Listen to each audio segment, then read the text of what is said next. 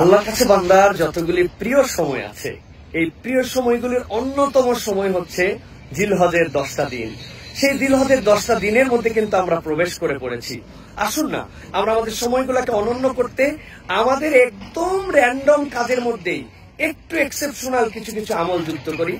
আমি তো রুকু সিজদা করি, কিন্তু এখন থেকে এই 10 দিন রুকু সিজদায় আমার 7 তাসবির নিচে আমার মিনিমাম 7 তাসবিতে আমি রুকু সিজদা গুলো করার জন্য চেষ্টা করব।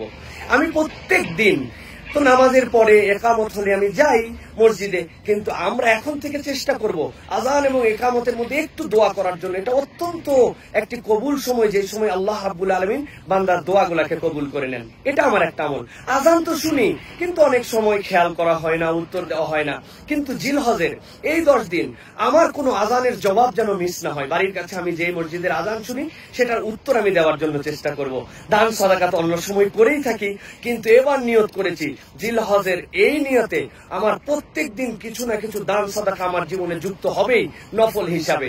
সাথে সাথে প্রত্যেক দিন একটু এই নিয়তে কোরআন তেলাওয়াত করব, প্রত্যেক দিন আল্লাহ রাব্বুল আলামিনের কাছে একটু ইস্তেগফার করব এবং আল্লাহ রাব্বুল আলামিনের কাছে প্রত্যেক দিন দোয়া করব।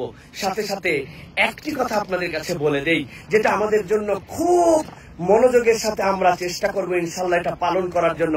সেটি হচ্ছে যে আমরা এই জিলহজের যে দশকটি আমাদের সামনে উপনীত হয়েছে, এই দশকে এমন কোন দিন আমার যাবে না যেই দিন আমি আল্লাহ রাব্বুল আলামিনের কাছে ক্ষমা এবং ইস্তেগফার কামনা করব না। আল্লাহর কাছে আমি একটু ইস্তেগফার কামনা করব। খেয়াল করে দেখুন তো, এই কাজগুলো তো আমরা রেগুলারই করি, কিন্তু এখন থেকে আমার রুকু সিজদাগুলো হয়ে গেছে 7 তাসবিতে। আযান ইকামতের মধ্যে সময় পেলে আমি আল্লাহর কাছে একটু দোয়া করি, আমি প্রত্যেকদিন একটু দান সাদাকা করি, আমি আল্লাহ রাব্বুল আলামিনের জন্য নিবেদিত আযানের উত্তরগুলো দেওয়ার জন্য চেষ্টা করছি। এগুলো কিন্তু র্যান্ডম, আলাদা কোনো এর জন্য সময় বিনিয়োগ করতে হচ্ছে না, কিন্তু আল্লাহর কাছে এমন রিওয়ার্ড আমরা পাবো। আল্লাহ রাব্বুল আলামিন বলবেন ওয়াল ফাজর ওয়া লায়ালিন আশর, এই দশক সেই দশক যেই দশকে বান্দার ইবাদত আল্লাহর কাছে অনেক মহিমান্বিত।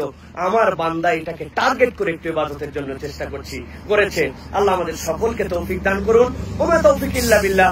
ওয়াসসালামু আলাইকুম ওয়া রাহমাতুল্লাহি ওয়া বারাকাতুহু।